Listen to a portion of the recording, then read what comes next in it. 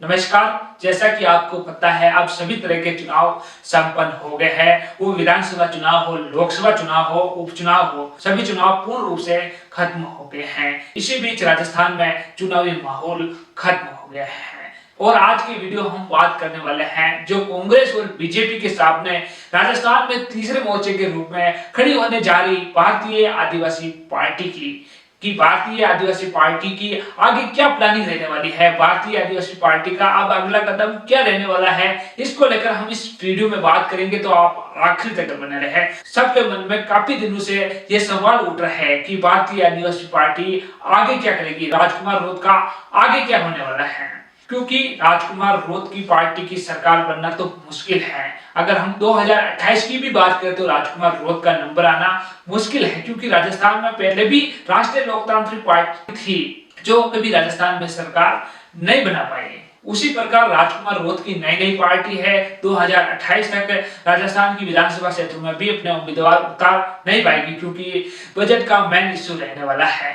अगर भारतीय आदिवासी पार्टी की सरकार नहीं बनती है तो भारतीय आदिवासी पार्टी के नेता किस प्रकार अपने क्षेत्रों में काम कराएंगे, किस प्रकार अपने क्षेत्रों में काम लाएंगे और किस प्रकार भारतीय आदिवासी पार्टी में कार्यकर्ता जुड़ेंगे। क्योंकि अगर भारतीय आदिवासी पार्टी एक छोटी पार्टी है, सरकार बनना भारतीय आदिवासी पार्टी के लिए मुश्किल है, भले ही तेजी से विकसित हो रही है, लेकिन 2028 तक भारतीय आदिवासी पार्टी की हम कल्पना भी नहीं कर सकते कि वो राजस्थान में सरकार बना देगी। तो आपके मन में यही आएगा कि भारतीय आदिवासी पार्टी कांग्रेस या बीजेपी में से किसी के साथ गठबंधन कर देंगे। अगर गठबंधन भी भारतीय आदिवासी पार्टी ने कर दिया, आप मान के चलो अगर कांग्रेस ने कर दिया, तो भारतीय जनता पार्टी की सरकार बन गई तो 5 सालों के लिए भारतीय आदिवासी पार्टी का फुल स्टॉप हो जाएगा। क्योंकि अगर भारतीय आदिवासी पार्टी के नेताओं का काम नहीं होगा, वो अपने क्षेत्र का काम नहीं कर पाएंगे, तो भारतीय आदिवासी पार्टी के कार्यकर्ता होंगे वो टूटेंगे ही टूटेंगे। ऐसे में राजकुमार रोध ने बहुत कुछ सोच लिया है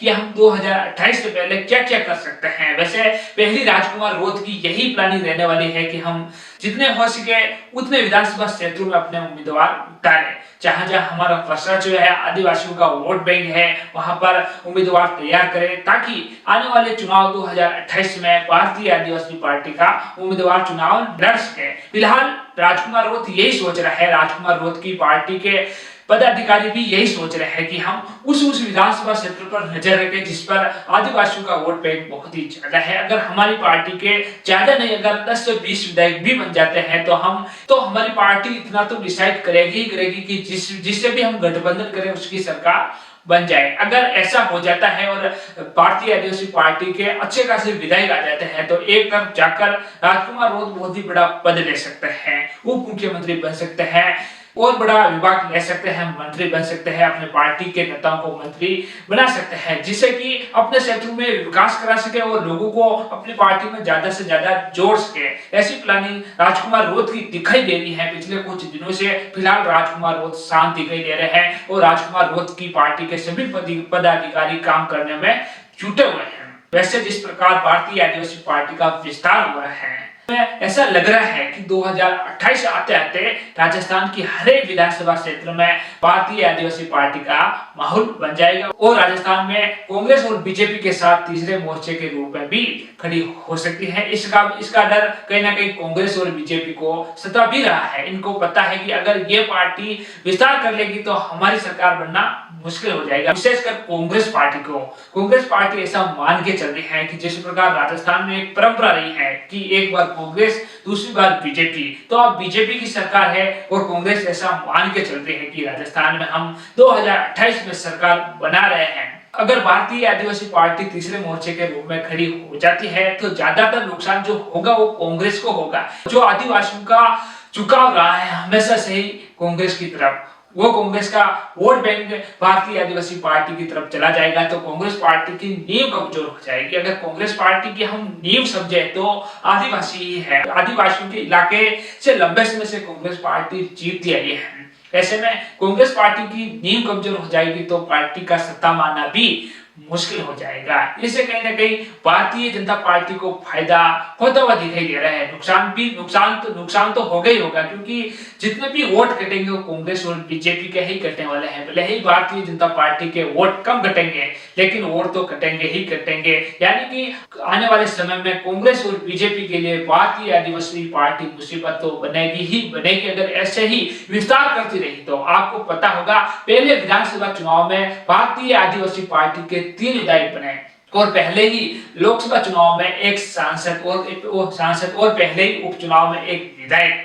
ऐसे में आप समझ सकते हैं, आपको पता होगा उपचुनाव में राजकुमार रोत ने भारतीय आदिवासी पार्टी ने 2 सीटों पर अपने उम्मीदवार उतारे थे। उनमें एक सीट से बहुत ही अच्छे खासे वोटों से भारतीय आदिवासी पार्टी जीती है 84 विधानसभा सीट पर और सेलोम्बर से बहुत कड़ी टक्कर के बाद भारतीय आदिवासी पार्टी चुनाव हार गई है।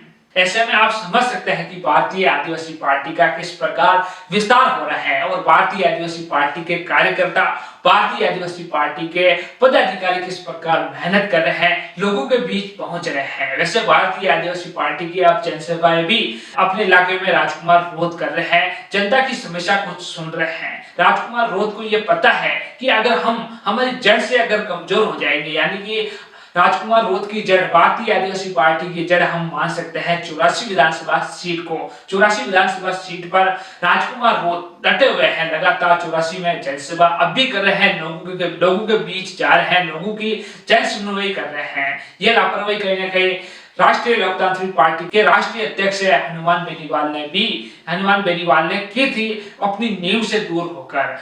हनुमान बेनीवाल राजस्थान के अदर विधानसभा क्षेत्रों में दौड़ रहे थे, लोगों के लिए प्रचार कर रहे थे, अपनी पार्टी को जिताने में लगे हुए थे, लेकिन अपनी ही विधानसभा के लोग हनुमान बेनीवाल से दूर हो रहे हैं। यह हनुमान बेनीवाल को शायद दिख नहीं रहा था, इसी वजह से हनुमान बेनीवाल की पत्नी खुद की सीट से चुनाव हार गई है, जिससे कि राष्ट्रीय लोकतांत्रिक पार्टी को बहुत बड़ा धक्का लगा है। यानी कि ऐसा मानकर चल रहे हैं सभी की आरएलपी का खात्मा होता हुआ दिखाई दे रहा है। यह राजकुमार अच्छी तरह से समझता है कि हम किस प्रकार आगे चुनाव लड़ना है और अपनी विधानसभा को कैसे पकड़कर रखना है। अगर बाकी जगहों से चुनाव हार जाए तो कोई बात नहीं, लेकिन अपने अगर घर से चुनाव हार जाए तो हम दूसरों की क्या उम्मीद कर सकते हैं।